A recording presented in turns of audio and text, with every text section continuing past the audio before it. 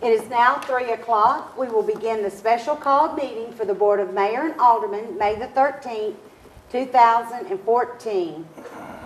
We do have a quorum. The order of business for today is the first reading, Ordinance 2014-10, an ordinance to amend Title 7, Chapter 2, Section 7-229 of the Vergne Municipal Code regarding automatic fire sprinkler systems. I will start off by saying we, as a board, were asked to do our homework. I did my homework. I pulled the study up. It was very good information. The first regarding, I did make notes for that night. We were discussing how the Association of Fire and Sprinkler System paid for people to be at meetings, blah, blah, blah, blah, blah, without any names or anything, which you did throw out. I do have copies here, and all the board is welcome to review that.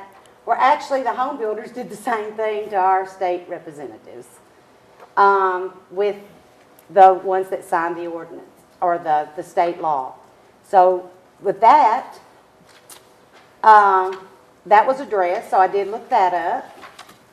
Next, it was talking about the cost. To our understanding, what we found, and Ms. Tyson did help me on this, $1.65 a square foot was actually, I think they said $1.35 a square foot.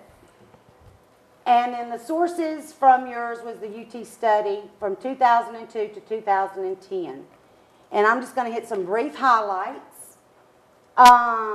It says one of the reasons for the U.S. fire mortality rate remains high among industrialized nations may be that historically more emphasis has been placed on developing fire suppression technologies, while comparatively less attention has been given to strategies related to fire safety promotion, home fire prevention, and the adoption of home sprinkler requirements that have been pursued by other industrialized nations. We can go on and on and on. Here's another percentage.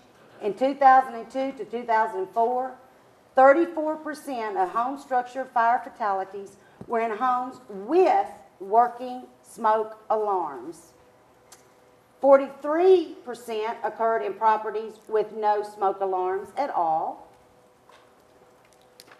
Next, 73%, there were 865 civilians that died in fires in Tennessee during 2002 to 2010. Of these civilian fire deaths, 635, 73.4% were residential fires. So that's well over, what, 3/4 of the deaths occurred in residentials alone. Again, there's here showing the percentages of the fire with smoke alarms. So I'm just going over these. So I do want y'all to review this. We did print it, and I have read it through and through. There are 4 distinct things that in this study that were pushed for. Number 1, obviously, being smoke detectors, because those are readily available. And number 2 is residential sprinklers in that. And then you have education, and the adoption of codes was actually last. And we can go on and on and on through this, but I think what Rutherford County is in high risk in this study for residential fires. We are second highest in the state, or the state of Tennessee is the second highest in the nation for deaths in fires. All of this is in here. And I guess what it basically boils down to, this is kind of summarizing it up. The report shows that overall the fire problem in the United States continues to improve. 5-year fire loss rates are down. It is likely that several factors contribute to the trends, such as smoke alarms and sprinkler usage. And then there's others with supports, and it has every one of where these came from. It doesn't mention the Department of Commerce.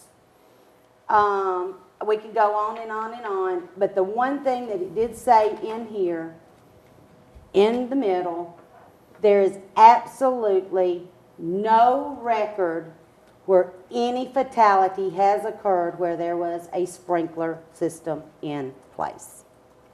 No, absolutely none that were reported in this study. So I did do my homework, I did read it thoroughly, and the cost, I will leave y'all with the one last thing where it's talking about there was less fire damage in sprinklered homes with an average fire loss per single family sprinkled fire incident totaling $2,166. $2,100. This is compared to an average fire loss per unsprinkled home incident totaling $45,019. That's $45,1900 for a total loss in a fire. So I think I've done my homework. Again, y'all are welcome to review over any of this. I'll be happy to make anybody a copy. And with that being said, I will be happy to make a motion to approve. Tom wanted to say something. Oh, go ahead. Well, should we wait for a motion in a second before we have We more can do discussion? that. Okay, made your motion. All right, I'll make a motion to approve ordinance 2014-10. Second. I have a motion and a second. Now let's open it up for discussion. I too read the study that was cited at our meeting. And it's like any study back in college, you could pick pieces on both sides and pull out whatever.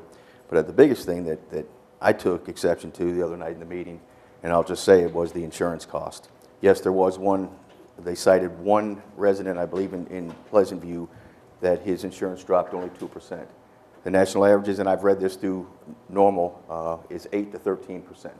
So again, we talked about facts. Let's put the facts out what they really are. So I wanted to add that into as well as what you said. And actually, that was in here too. I had that marked. I was trying to be brief, but yes, that is in here as well. I seen a video that Rutherford County did, and a sprinkler will go off in 1 minute and 1 second. And we were told it takes over 2 minutes. I mean, basically what we got told the other night was just hand-picked information.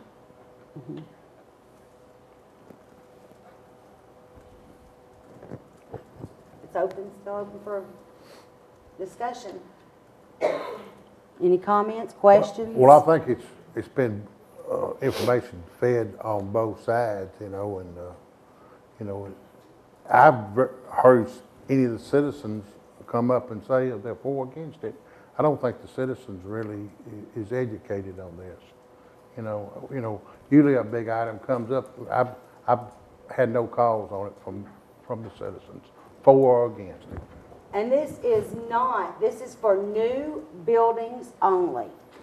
This is not retrofit to homes that are already existing. This is strictly for new residential buildings in the city, or any building that goes on in the city. It's only new.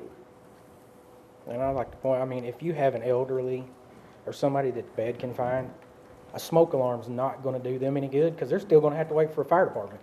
How are they going to get out of a house? They're not. They're not going to jump up out of bed if they're bed confined and go running out. And So they're still going to have to wait for the fire department to get there. So smoke alarm is doing them zero good. and actually, Other than it'll wake them up and they're going to be awake when it kills them.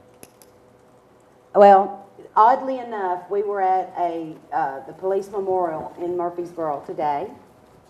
Had a conversation with one of the gentlemen that actually signed the state bill, whose son had just made his first child death. His son is a firefighter, and made his first death of a child, and where a child had died in a fire, and was talking about it, and his son was having a hard time dealing with it, and this was a classic example of what could have happened if, or possibly could have been saved with a sprinkler system.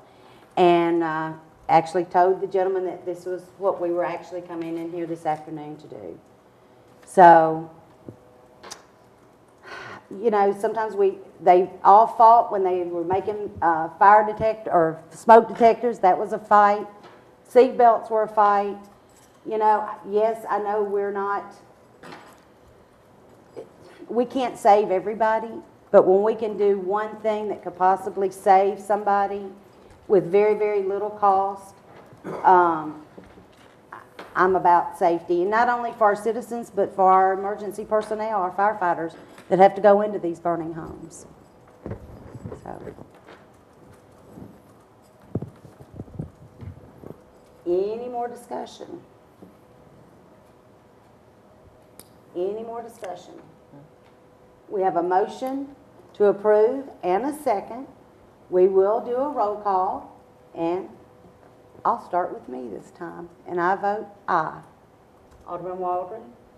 For its first reading, I'm gonna say aye. Alderman Broker? Aye. Vice Mayor? Aye. Alderman Green? Aye. The motion to approve for first reading, ordinance 2014, has passed. No further business on this agenda. I call this meeting adjourned.